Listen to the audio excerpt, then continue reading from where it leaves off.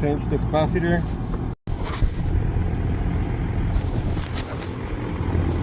Motor is running. Amperage is good.